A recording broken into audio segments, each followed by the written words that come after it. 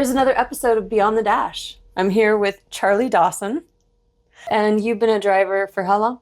I've drove since I was 14 up here. Yeah. So 14 years old, I came up here and worked for my uncle, and I was one of his drivers. When I turned 16, they tried to put me on insurance, and insurance was outrageous for us and my cousins and stuff. Yeah. So he told us we had to pay for it. So you had to work harder to pay for your own insurance? No, I told him find somebody else to drive for him for the wages he had paying. Wow. So since you were 14, you've been a driver. Yep. We were doing a job up on Murphy Dome Road. Really? Yep. Richard Berry and Vancouver. We did the development up there. Oh, interesting. Wow. So you helped build Alaska.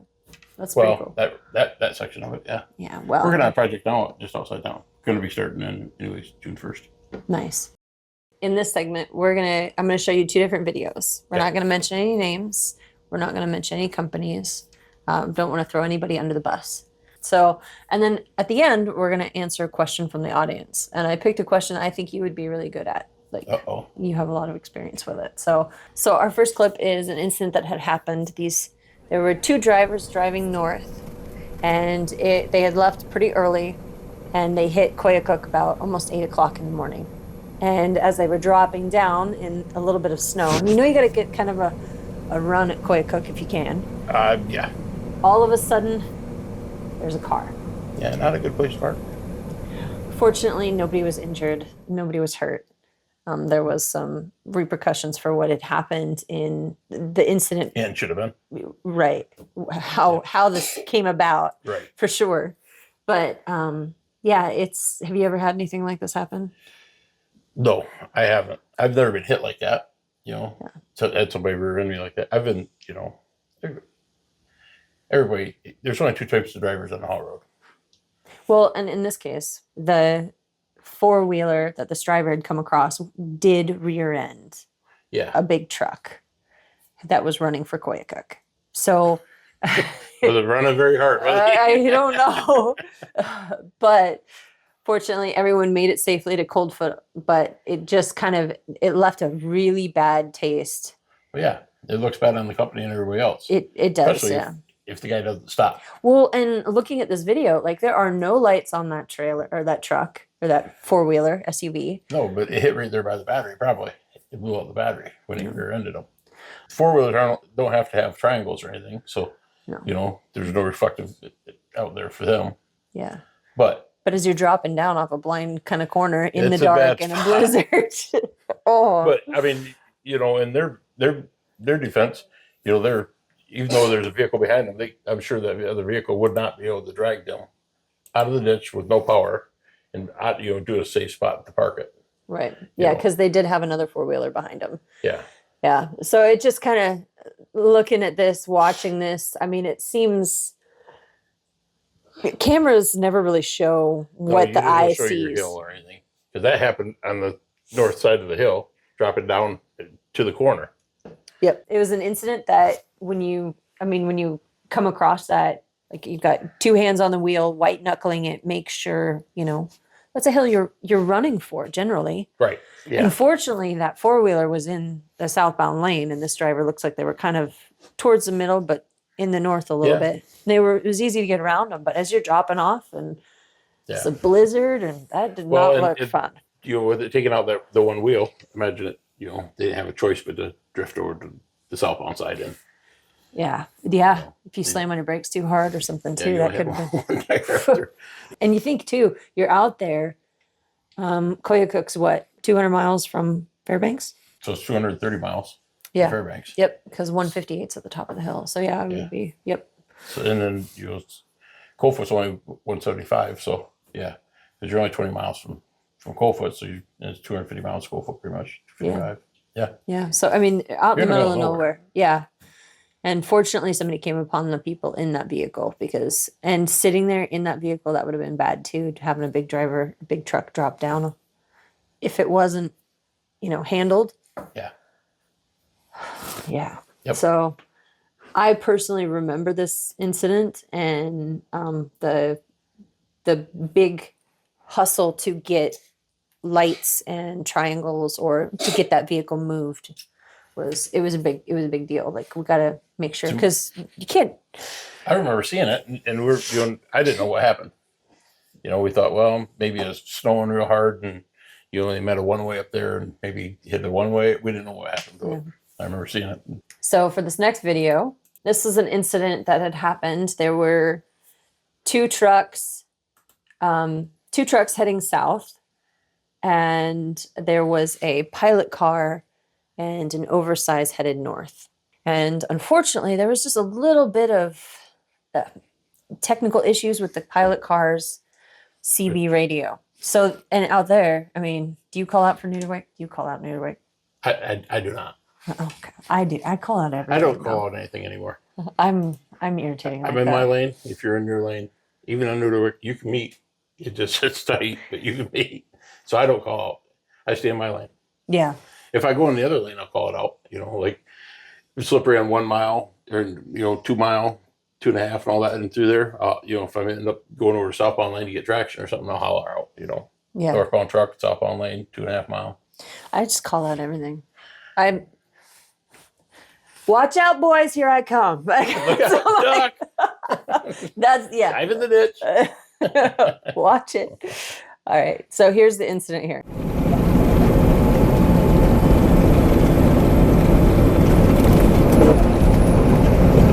The driver had approached Neuterwick and finally met the oversize that the pilot was piloting.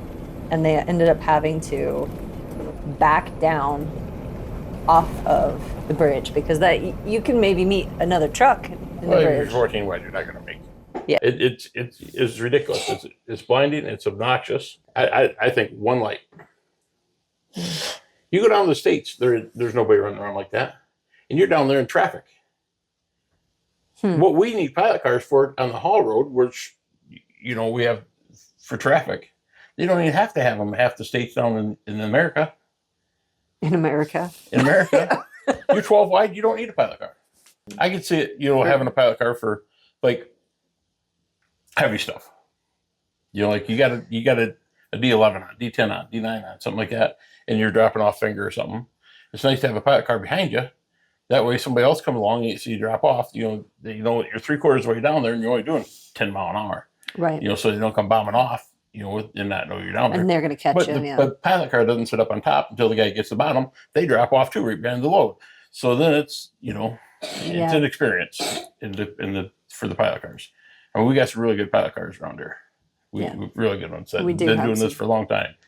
We do have some amazing pilots. We do. We definitely do. And I tell you what, I've seen more than once when the pilot heading south will stop and help. See somebody heading south, like a big truck spun out on 2.5 mile. Yeah. Okay, I'm gonna wait up here. I'll let everybody know not to drop off. Yep. I mean, they're out there working even when they're not by the mile, But that's the difference. Is they're really good at what they do, but then they're also really good people. Yeah. We have definitely really good people. So we now have a question from one of our viewers. And this one I thought was kind of special because I think you could answer this really well. Okay. This gentleman at Jason Cruz, he says, do you have the same hours of service as the lower 48? No. We do not. We do not. We do not. We can work 20 hours a day in Alaska. We're allowed 5 hours of on duty not driving. Right. And we're allowed 15 hours a day of driving.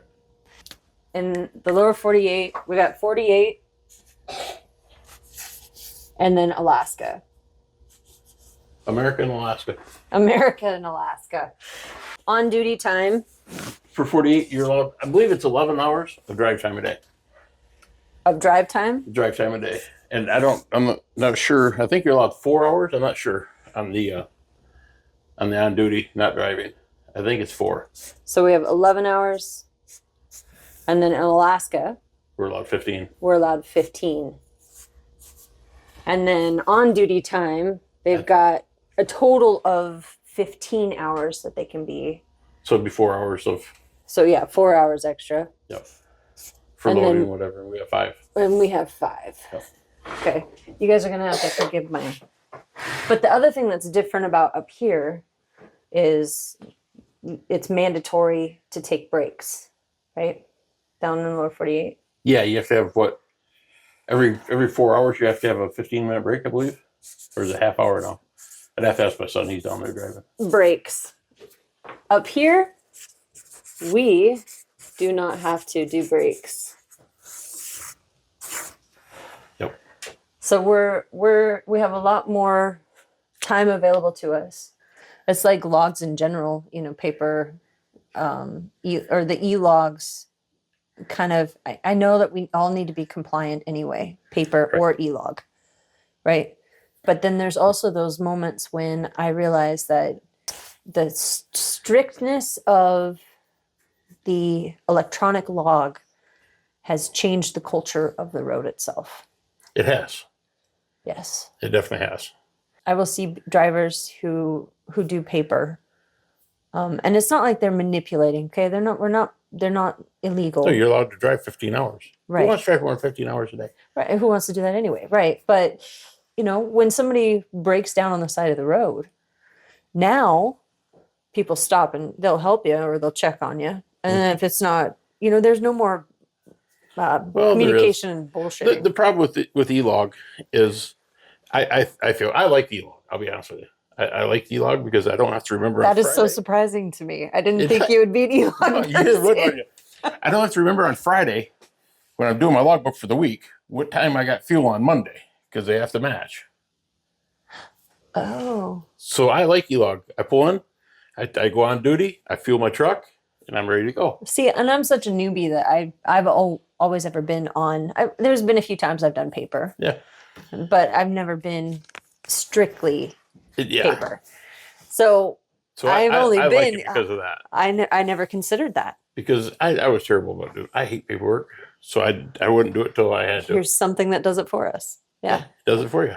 You don't have to remember on Friday when you're filling out your logbook for the last 5 days, which we never did that, but I've heard of guys doing that and having a hard time remember what time they got fuel on Monday. Or if they had stopped in Coldfoot and put fuel on in the wintertime or something, Right. Like, man, what time did I do that? What day was that? Yeah. Yeah. You see them out there in their truck, they're scratching their head. But no, that's, so I like the E-log that way. What I don't like about the E-log is I know, like if somebody has a problem and they, and you stop to help them, I never think, the last thing I think of is grab my logbook and go to on duty, not driving. Right. And get out because you're allowed enough, you have enough time.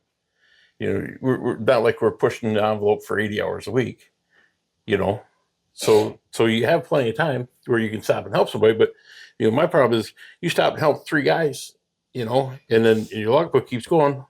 Well, now you're 15 miles from where you should be. At the time that you've already driven. Yeah. Yeah. So and that comes to get back to Chandler Camp, like if you go north and you come back to Chandler Camp, go to bed, you can't make it back over the pass because you're at hours. Yep.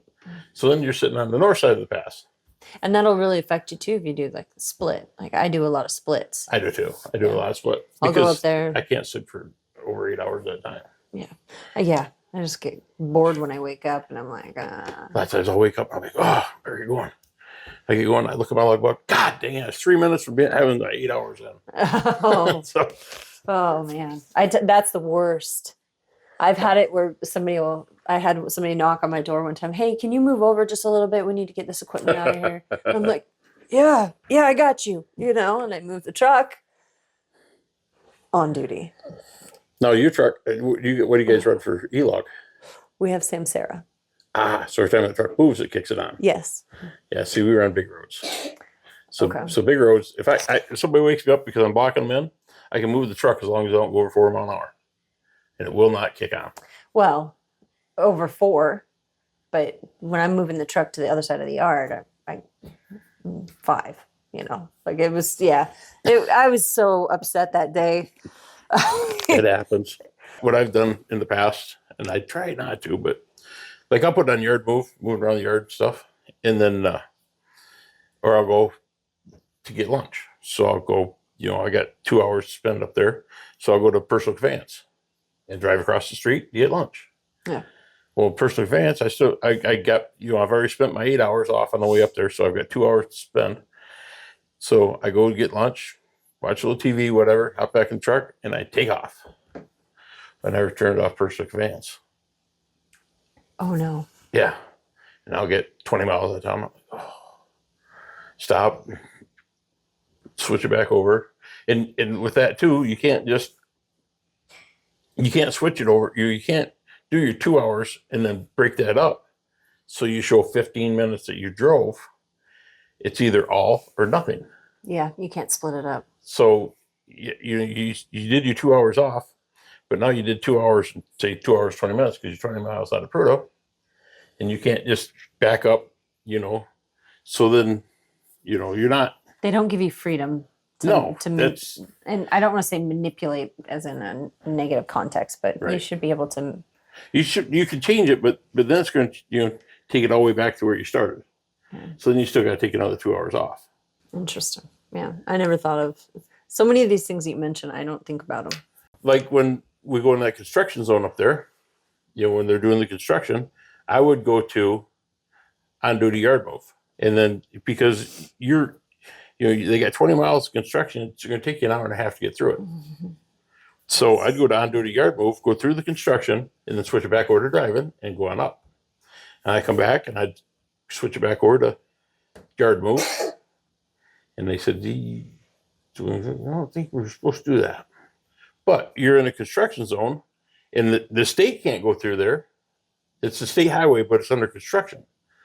So legally, they asked me not to do it anymore, but they were going to check with corporate and see if that was all right or not. It makes a big difference. You're 3 hours in, hour and a half each way going through the construction. You sit there for half an hour, and then they lead you down through there at 20 mile an hour for 20 miles. So you're an hour. So, each way, that's 3 hours that it ate up of your drive time. Yeah. And that makes a difference on how far back you can go before you go to bed. I mean, when the construction is out, we will gain, or we'll have an extra, sometimes it's like 2.5, 3 hour trip.